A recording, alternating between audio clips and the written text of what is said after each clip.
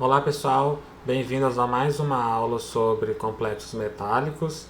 Nessa aula número 4, eu vou trazer formas de se montar os complexos e também como foi o desenvolvimento da teoria de Werner para os complexos. Werner foi um estudioso que trabalhou muito com a química de coordenação no início do século passado e é considerado o pai da química de coordenação.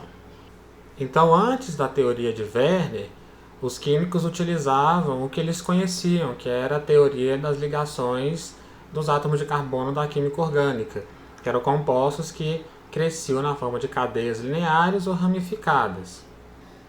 Então, na química de coordenação foram feitos muitos experimentos, principalmente envolvendo íons cobalto 3+, e platina 2 e platina 4. Esses sais foram utilizados, esses íons foram utilizados principalmente devido à sua cinética baixa. Uma vez formados, eles não sofriam interferência do solvente que eles estavam.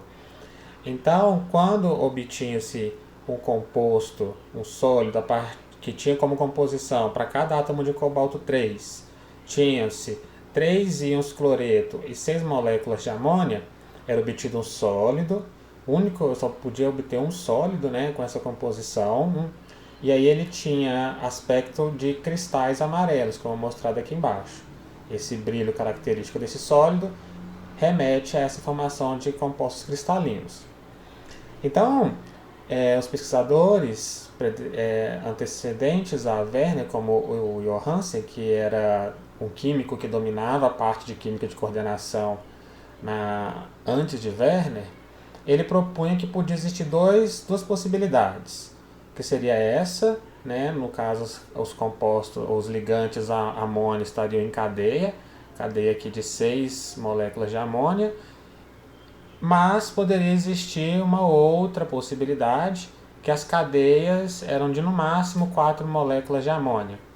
E aí, devido aos seus estudos, ele conseguiu propor que existia uma tendência que as cadeias tivessem 4 moléculas de amônia, elas supostamente mais estáveis.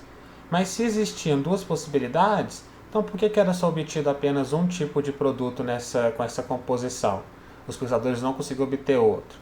A simples ideia de supor de que um é mais estável que o outro não é suficiente para poder eliminar essa possibilidade de obter dois produtos.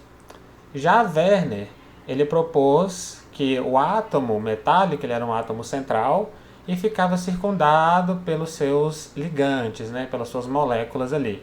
Então, por exemplo, para essa composição ele propôs que o átomo de cobalto estaria ligado a 6 moléculas de amônia, o cobalto ocupando o centro do octaedro e cada molécula de amônio em seu vértice, e aí os cloretos ficariam de contraíon ali, contrabalanceando a carga deste composto. E essa composição, essa forma de desenhar o composto, ele só leva a uma possibilidade de combinar esses elementos. Então, como consequência, já é uma teoria que já tem um avanço ali, né? Ele conseguiu propor, por exemplo, que só poderia ter um produto, só se obtinha um produto, então só se obtém um produto também na teoria. Já quando a proporção das moléculas de amônia, em vez de ser 1:6, era 1:4, era obtido sempre dois produtos. Poderia obter um composto na forma de um sólido violeta ou um sólido de cor verde. Na proposta de Johansen só existia uma possibilidade, já que ele falava que as cadeias de 4 moléculas de amônia eram a situação mais estável, né? Então só existia uma possibilidade. Então a teoria dele falha aqui em prever mais de um produto, como é o caso dessa reação, né? Já na teoria de Werner, o cobalto poderia ficar ali dentro do centro do octaedro, e aí existiriam possibilidades distintas de se colocar as 4 moléculas de amônia e 2 átomos de cloro no entorno do cobalto. Poderia ser a 180 graus um do outro, que é o que a gente chama de isomeria trans, ou poderia estar a 90 graus, que seria a isomeria cis. Tá? Então essa possibilidade aqui de Werner mostra uma teoria que está coincidente e propõe a possibilidade de existir dois produtos. Alguns outros experimentos de Werner consistiam na reação do produto com nitrato de prata. A prata, na hora que ela interage com os haletos, cloro, bromo e iodo, ela forma um precipitado. Então ele poderia verificar se esses cloretos estão na esfera de coordenação, ou seja, se eles estão ligados ao metal ou se eles estão como contraíons.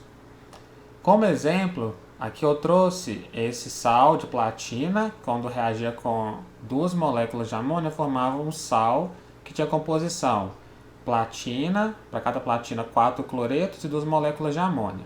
Então aqui está o composto de partida, né? E aí esse sal que era obtido, na hora que era feita a dissolução dele em água e colocava-se nitrato de prata, não observava a formação de nenhum precipitado. Então esse era o indício de que então esse é o indício de que os 4 cloretos estão ligados ao átomo de platina. Existem duas possibilidades, como a gente analisou para o composto de cobalto, né? Quando temos em geometria octaédrica 4 ligantes iguais e 2 outros diferentes, eles podem estar em 180 graus um do outro, em posição trans ou em posição cis a 90 graus. Quando a proporção era alterada e colocava-se uma molécula de amônia no sólido para cada átomo de platina, formava uma substância que tem a composição desta forma: PtCl4, uma molécula de amônia para cada átomo de platina, e ainda tinha que ter mais um potássio e mais um cloro para fechar a carga e a composição. E o composto que era feito, ele na reação com a nitrato de prata também não tinha reação, ou seja, os 5 átomos de cloro deveriam estar coordenados à platina, como é mostrado aqui. Nesse caso, não existe nenhum tipo de isomeria, então só existe um produto sendo formado. Já quando a proporção de amônia vai para 3 moléculas de amônia para cada átomo de platina, é formada essa estrutura. E já essa estrutura ela reage sim com nitrato de prata. Tá? Então, reagindo-se essas estruturas com nitrato de prata, forma-se um precipitado branco, que é característico da precipitação de cloreto de prata. Então, tem átomos de cloro, na forma de cloreto, que estão livres ali, como é representado por essa reação. Tá? Existem 2 tipos de isômero nesse caso, quando temos 3 ligantes iguais e outros 3 diferentes, que é chamada de isomeria facial e meridional. Não se preocupem com esses nomes, que na próxima aula nós vamos falar sobre isomerias. Outros experimentos de Werner consistiam em verificar se a reação acontecia ou não. Então, por exemplo, quando o cloreto de cobalto reagia com 2 moléculas de etileno de amina, formava um sal que de composição teria para cada átomo de cobalto carga 2+, 2 cloretos e 2 moléculas de etileno de amina.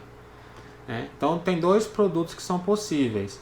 Tem o que estão isomeria trans e isomeria cis. Então, temos essas 2 possibilidades de produtos.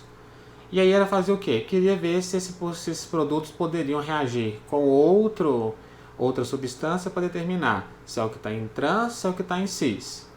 E como que eu faço isso? Eu coloco eles para reagir, uma amostra deles para reagir com um ligante que tem ou capacidade de se ligar em posições a 90 graus, uma molécula, um ligante que seja rígido, só ligue em posições a 90 graus um do outro, ou, se eu conseguir, um ligante que liga em posições trans, ou seja, a 180 graus um do outro. O mais comum são ligantes bidentados que se ligam em posições cis, como é o caso do oxalato. Na hora que era colocado para reagir, apenas o isômero que está em cis consegue reagir com o oxalato. É trocado os 2 átomos de cloro pelo oxalato por causa do efeito quelato que o oxalato tem. É mais fácil ter um oxalato coordenado ao cobalto do que 2 átomos de cloro. Já se for o isômero em trans, essa reação não acontece. O oxalato não tem capacidade de se ligar em 2 posições tão distantes uma da outra. Então aí é possível separar os 2 isômeros. E aí existiam também testes de condutividade, que é feito da seguinte forma: a gente solubiliza o composto em água, principalmente em água, né? E aí mede-se através de um eletrodo qual que é a condutividade. Depois pega esse valor e divide pela massa molar, para a gente saber quanto é a condutividade a cada mol daquele composto solubilizado em água. E existem diferentes eletrólitos. Tem os compostos que não conduzem, né, que a gente chama de não eletrólitos. Tem os eletrólitos que é 1 para 1, ou seja, tem um cátion e um ânion, e daí para frente existem várias proporções. Temos sais que tem proporção 2 para 1, ou seja, 2 cátions para 1 ânion, que é equivalente a ter 2 ânions e um cátion, e assim por diante. Então a gente pega sais que nós temos o conhecimento de quanto que vai ser, de qual que é a proporção dos eletrólitos dentro dele, né? E a gente vê a ordem de grandeza da condutividade molar do composto que nós colocamos ali dentro. Então, quando a gente analisa, por exemplo, a açúcar, uma solução de açúcar tem condutividade aqui muito próxima a zero, né? Essa condutividade aqui um pouquinho acima de zero é possivelmente devido a impurezas que tem ali dentro, senão deveria dar um valor bem mais próximo a zero. Já comparando-se esses dois compostos de platina, que para cada átomo de platina tem dois íons cloreto e 2 moléculas de amônia, as duas possibilidades, né, porque eles têm coloração diferente, os dois compostos eles têm valor de condutividade muito próximo a zero. Ou seja, são duas situações em que os íons cloreto eles estão coordenados à platina. E as moléculas de amônia, como elas são neutras, elas devem obrigatoriamente estar ligadas à platina também. Elas não têm como estar ali apenas na composição, já que elas são gasosas à temperatura ambiente.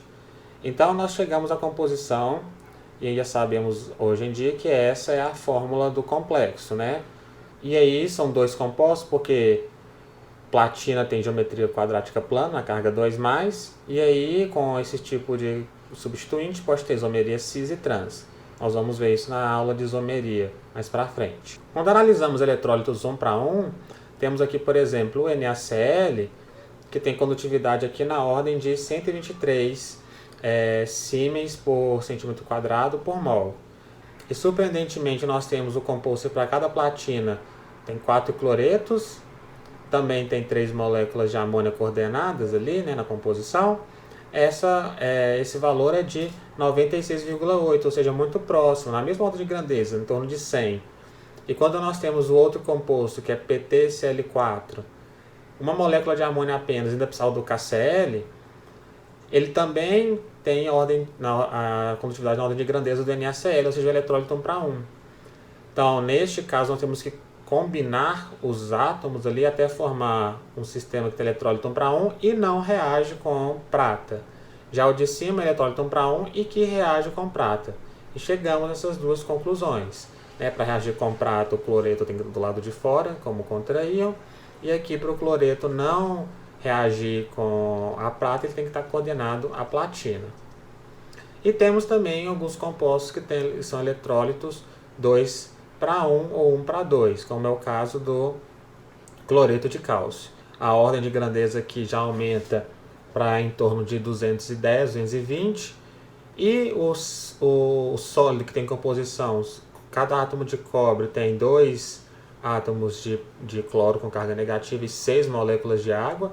Ele também é um eletrólito 2 para 1 e a composição tem que ser da seguinte forma: os 2 átomos de cloro têm que estar como contra-íons, né? E aí forma-se o composto aqui, o complexo, que é cobre com as 6 moléculas de água.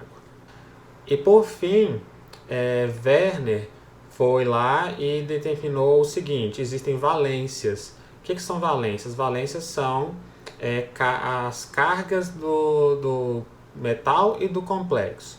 A valência primária é a carga do metal, do íon metálico que você está colocando ali dentro, ou do centro metálico. E a valência secundária já é a carga do complexo. Então, essa era a terminologia mais antiga que ainda é encontrada em alguns estudos. E, por exemplo, este sólido que tem composição PtCl4 e 2 moléculas de amônia, né, que poderia ser em cis ou em trans, o que importa para a gente aqui é o seguinte: ele é um composto que é neutro, é um não eletrólito, né? Então a valência secundária dele é zero, ou seja, a carga total dele é zero. Já a valência primária é mais 4, ou seja, a carga da platina é mais 4. Para contrabalancear e chegar na carga igual a zero, Cada átomo de platina tem que ter carga 4+, já que cada amônia é neutra e temos 4 cloretos na composição. Então, 4 cloretos dá carga 4-, mais a carga da platina, que tem que ser mais 4 para dar a valência secundária igual a 0, ou seja, um material não eletrólito que não conduz eletricidade. A cisplatina, que é este composto que tem 2 átomos de cloro em posição cis e 2 moléculas de amônia, ela também já tem valência secundária 0, é não eletrólito, como eu mostrei no slide anterior.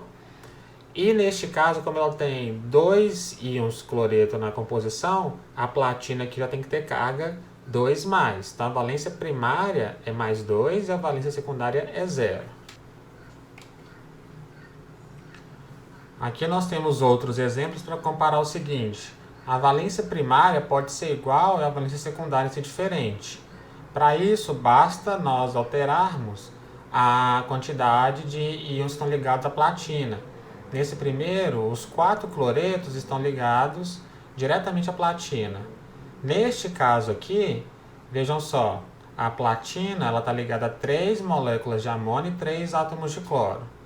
E tem um cloreto de contraíon. O que isso quer dizer? Quer dizer, então, que para contrabalancear a carga de um cloreto, o nosso complexo todo tem que ter carga igual a deste contraíon. Ou seja, o complexo tem que ter carga mais 1.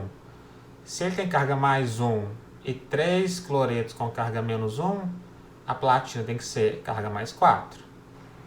Já esse terceiro composto, ele tem 5 átomos de cloro ligados a ele. Já que a valência primária da platina é mais 4, tá? A carga da platina é mais 4, com 5 cloretos em volta dá menos 1, né? A carga do complexo, ou seja, a valência secundária é menos 1. E para contrabalancear essa carga negativa, eu tenho que ter um contraíon com carga mais 1, que no caso é o potássio. Ou eu posso fazer o contrário. Se o potássio tem carga mais 1, o complexo inteiro tem que ter carga menos 1, como é mostrado aqui.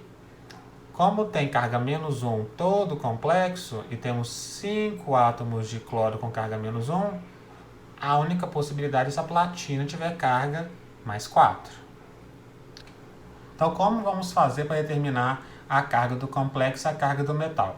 Se a carga do complexo já for dada, já é a valência secundária, já está ali. Geralmente nós representamos o complexo sem contraíons.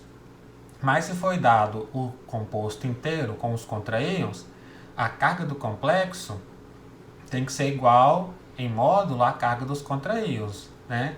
Então, se nós temos um átomo de potássio que tem carga mais 1, o complexo inteiro tem que ter carga menos 1, e assim por diante. A carga do complexo também pode ser calculada da seguinte forma: a carga do metal, né, mais a somatória da carga de todos os ligantes. Então, para isso, nós temos que conhecer a maioria dos ligantes, pelo menos os mais comuns. E com isso, então, nós podemos montar os complexos. Então, nessa aula eu mostrei como o Werner fez a montagem dos complexos, e na próxima aula, então, eu vou trazer alguns exercícios resolvidos para a gente poder fazer a montagem de diferentes complexos. Então, até lá, gente!